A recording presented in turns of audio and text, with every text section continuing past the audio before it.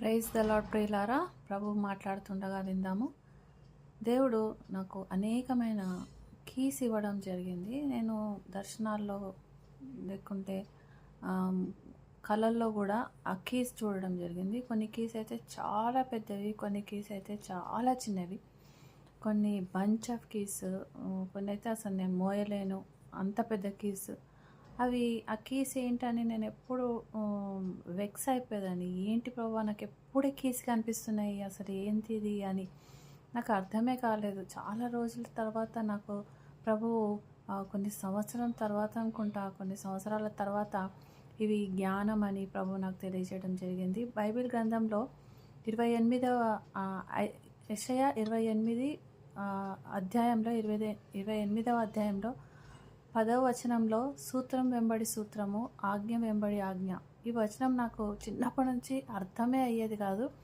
కానీ ఎప్పుడైతే ప్రభు నాకు ఒక్కొక్కటి విషయాలు నాకు తెలియజేస్తున్నాడో, డీప్ సీక్రెట్స్, అప్పుడు నేను అవన్నీ పూసల్లాగా అవన్నీ రాసి పెట్టుకునేదాన్ని. ఒక్కొక్క పూసను గుచ్చినప్పుడు అదొక దండగా అయ్యేది. అంటే రిలేట్ చేసుకోవడం, అంటే మనము ఒక్కొక్క విషయాన్ని మనకు దేవుడు అన్నీ ఒకసారి చెప్పడండి.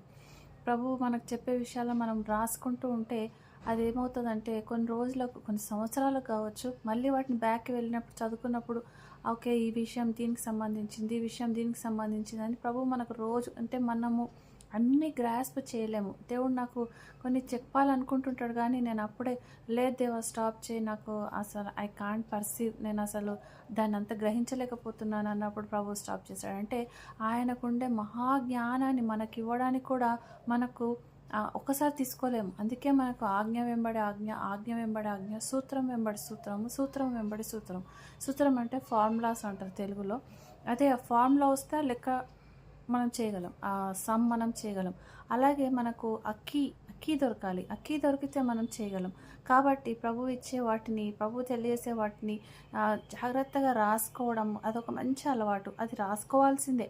ఎందుకంటే మనకు ప్రభు చెప్పే వాటిని అన్నిటినీ ఏ బైబిల్లో కూడా క్లియర్గా ఉండదు. ప్రభు చెప్పి దాన్ని మళ్ళీ ఆ బైబిల్లో వచనం చూపిస్తే అప్పుడు మనకు అర్థమవుతుంది.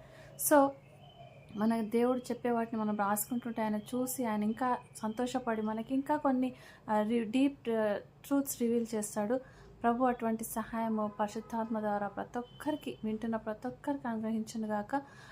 బైబిల్లో ఉన్న డీప్ సీక్రెట్స్ తెలుసుకునే జ్ఞానం, ధన్యత ప్రభు ప్రతి ఒక్కరికి మనకు అనుగ్రహించును గాక. Amen, amen, amen.